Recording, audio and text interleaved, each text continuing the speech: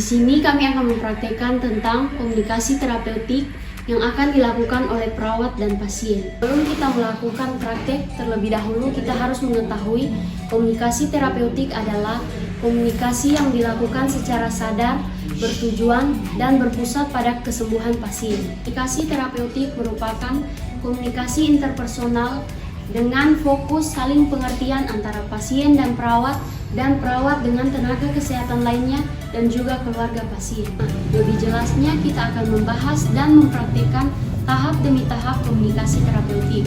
Maka saksikan video pembelajaran ini sampai selesai. Nah teman-teman, kita akan masuk nih ke tahap komunikasi terapeutik yang pertama, yaitu tahap prainteraksi, di mana tahap ini seorang perawat menyiapkan dirinya sebelum melakukan proses interaksi kepada pasien. Di tahap ini yang perawat lakukan adalah pertama, melihat rekam medik atau status kesehatan pasien. Kemudian perawat menyiapkan diri untuk proses interaksi sebelum ke pasien. Jangan lupa juga ya, di tahap ini juga perawat bisa mencuci tangan sebelum menuju ke ruangan pasien. Yuk kita simak prosesnya sebagai berikut.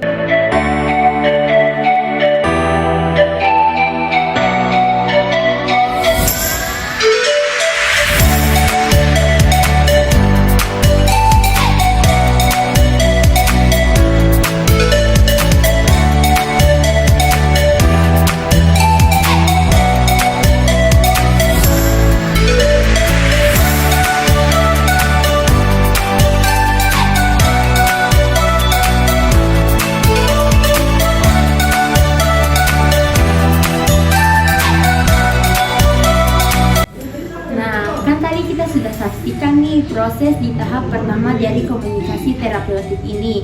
Selanjutnya kita akan masuk ke tahap yang kedua, yaitu tahap orientasi. Di tahap ini sudah dimulainya hubungan komunikasi terapeutik antara perawat dengan pasien. Di tahap ini juga yang perawat lakukan yaitu mengucapkan salam, memperkenalkan dirinya, dan menyampaikan maksud dan tujuan perawatan. Assalamualaikum Ibu. Waalaikumsalam. Ibu, perkenalkan saya perawat Sintowe yang akan merawat Ibu pada hari ini mulai dari pukul 8 pagi sampai dengan jam 12 siang. Ibu boleh sampaikan namanya siapa, nama lengkapnya, dan juga tanggal lahirnya kapan? Nama saya Fatima Al-Famisu, tanggal lahir saya 30 Mei 2007. Oke, terima kasih Ibu. Sesuai ya identitas yang Ibu sampaikan dengan yang tertera di gelang pengenalnya. Ibu, kedatangan saya ke sini akan melakukan pemeriksaan TTP. Ya, kan tadi kita sudah saksikan bersama lagi bagaimana proses komunikasi terapeutik di tahap orientasi ini. Mengucapkan salam, memperkenalkan diri, dan menyampaikan maksud dan tujuannya. Selanjutnya masih di tahap orientasi, yaitu pada fase evaluasi dan validasi. Di tahap ini yang perawat lakukan adalah perawat menanyakan keadaan atau kabar dari pasien serta menanyakan kembali keluhan-keluhan yang dirasakan. Prakteknya sebagai berikut. Ibu kemarin masuk ke sini dengan keluhan diare ya? Iya, Sus. Terus Ibu kabarnya pagi hari ini bagaimana? Apakah diarenya sudah mulai berkurang? Terus frekuensi BAB-nya dalam sehari berapa kali? Alhamdulillah kabar saya baik, Sus. Dan diare yang saya rasakan masih seperti yang kemarin. Terus BAB saya 6-7 kali dan terasa encer. Selama di rumah, apa yang Ibu lakukan untuk mengurangi rasa diare itu? Jika ada, apakah Ibu rasa cara yang Ibu lakukan bermanfaat atau tidak? Sejauh ini yang saya lakukan di rumah hanya menggunakan minyak kayu putih karena saya pikir itu hanya BAB biasa saja, tetapi rasanya itu hilang timbul dan ternyata cara yang saya lakukan itu tidak bermanfaat.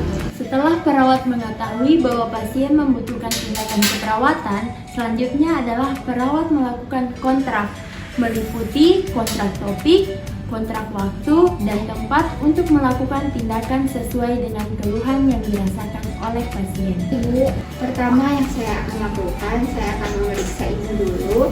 Jika rasa diarenya belum hilang, saya akan melakukan beberapa tindakan untuk mengurangi rasa diare yang ibu alami. Baik, Sus. Oke ibu, waktunya tidak lama, 10 menit saja. Tempatnya di sini saja ya bu. Posisinya ibu mau berbaring seperti ini atau bagaimana? Posisi yang saya inginkan seperti ini saja, Sus. Oke, jika posisi berbaring membuat ibu nyaman, kita seperti ini saja. Nah, berikutnya kita akan masuk ke fase kerja. Di tahap ini, di mana perawat melakukan tindakan keperawatan kepada pasien. Yang harus diperhatikan di tahap kerja ini, perawat harus melakukan pendekatan secara terapeutik kepada pasien dengan tidak menggurui, tidak memaki, dan tetap menggunakan bahasa yang santun. Yuk simak prakteknya sebagai berikut. Ibu, yang pertama kita mau memeriksa EKG-nya, yaitu yang pertama saya akan mengukur suhunya. Ini dijepit di ketiak ya bu. Permisi. Oke, dijepit ya bu agar tidak jatuh. Sambil menunggu hasil suhunya keluar, saya akan lanjut dengan pemeriksaan nadi dan juga pernapasan. Permisi bu.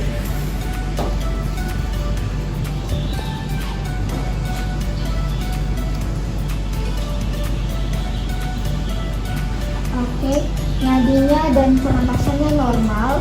Nadinya 84 kali per menit, kemudian pernafasannya 20 kali per menit. Kemudian suhunya sepertinya sudah selesai. Suhunya 38,9 derajat Celcius ibu. Oke, selanjutnya saya akan tensi ya bu.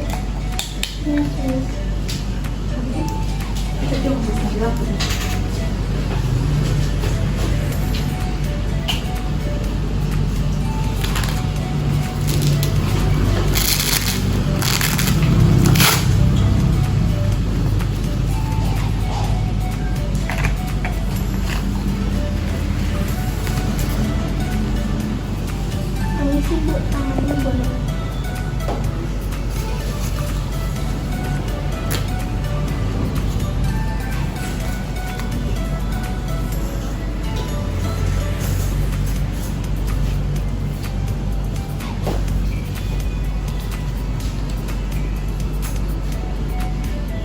Oke ibu, tensinya juga normal 120 per 80 mmHg.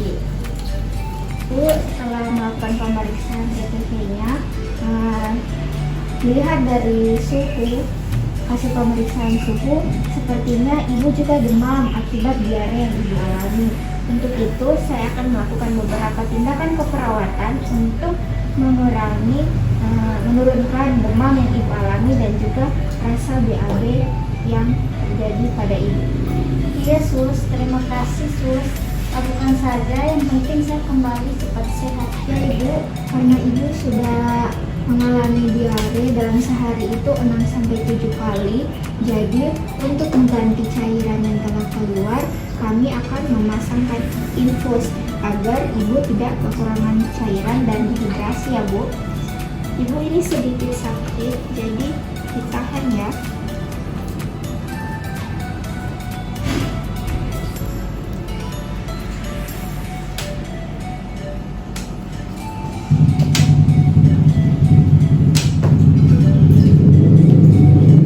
Oke ibu, pemasangan infusnya sudah selesai.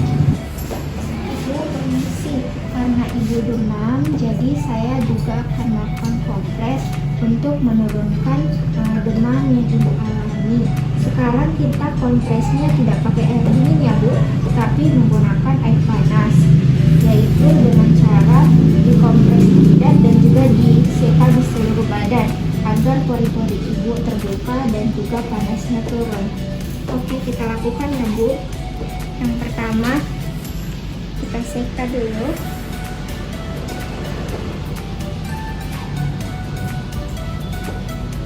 Kemudian dikompres ya bu.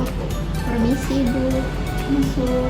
Oke Ibu, selanjutnya karena pakaian yang Ibu pakai ini cukup tebal dan juga sudah lembab akibat dikompres tadi, jadi kita ganti ya Bu dengan baju yang lebih tipis tapi juga berlengan panjang agar Ibu tidak kepanasan tapi juga tidak kegerahan. Ya, kita ganti ya Bu, mari saya bantu. Kemudian untuk aktivitas minum, apakah selama di rumah ada takaran-takaran tertentu untuk Ibu minum? Tidak ada sus. Oke, Ibu seharusnya minum itu 2,5 liter per harinya untuk mengganti cairan yang keluar akibat BAB yang Ibu alami selain dipasangkan infus. Jadi Ibu harus rutin minum air kurang lebih 2,5 liter per harinya. Selanjutnya, untuk mengurangi diare yang Ibu alami, saya akan memberikan obat untuk diare untuk Ibu minum karena dokter belum datang. Nanti apabila dokter sudah datang, saya akan mengkonsultasikan kembali apakah obat yang saya berikan akan diganti atau dosisnya ditambah tergantung dari kondisi yang Ibu alami. Nanti obatnya jangan lupa diminum ya Bu. Iya sus. Ya teman-teman semua, selanjutnya kita akan masuk nih ke tahap yang terakhir atau tahap terminasi dalam komunikasi terapeutik ini. Di dalam tahap ini, perawat mengakhiri hubungan terapeutiknya dengan pasien. Yang dilakukan adalah perawat melakukan evaluasi subjektif, yaitu menanyakan perasaan setelah dilakukan tindakan atau apa yang pasien rasakan setelah dilakukan tindakan. Kemudian kita juga bisa melakukan evaluasi objektif atau menyampaikan hasil pengukurannya atau perawat melihat bagaimana kondisi fisik pasien. Kemudian tahap berikutnya adalah menyampaikan rencana tindak lanjut atau PR yang diberikan kepada perawat untuk pasien lakukan di rumah. Dalam kasus tadi kan pasien mengatakan demam, sehingga rencana tindak lanjut yang akan perlu perawat lakukan yaitu menganjurkan pasien untuk meningkatkan atau mempertahankan asupan cairannya supaya tidak terjadi demam lagi dan diare. Dan terakhir, perawat perlu menyampaikan kontrak yang akan datang, yaitu melakukan tindakan apa dan kemudian jam berapa dan di mana. Oke Ibu, setelah kita melakukan beberapa tindakan tadi, apa yang Ibu rasakan? Apakah Ibu merasa lebih baik? Iya sus, saya sudah merasa lebih baik sekarang. Oke Ibu, sekarang saya ingin bertanya, tindakan-tindakan apa saja yang sudah kita lakukan tadi? Yang sudah kita lakukan tadi, kompres air hangat, mengganti pakaian, minum air, dan obat tindak lanjut. Baik Ibu, betul sekali apa yang Ibu katakan. Jadi tindakannya nanti Ibu bisa lanjutkan di rumah agar kondisi Ibu bisa menjadi lebih baik ke depannya. Baik sus, saya akan meminta suami saya untuk membantu saya untuk melakukannya. Oke Ibu, nanti saya akan kembali bertemu dengan dokter apabila beliau sudah tiba. Jika ada obat-obatan tambahan yang akan dokter resepkan untuk Ibu. Kurang lebih setengah jam lagi saya akan kembali ke sini ya Bu. Ya sus, terima kasih atas bantuannya sus. Sama-sama Ibu, selamat beristirahat, semoga cepat sembuh. Nah, itulah fase terakhir atau terminasi dari praktek komunikasi terapeutik ini. Semoga video pembelajaran ini dapat bermanfaat bagi teman-teman semua dan untuk lebih mengetahui tentang komunikasi terapeutik ini. Cukup sekian dan terima kasih. Assalamualaikum warahmatullahi wabarakatuh. Sampai jumpa.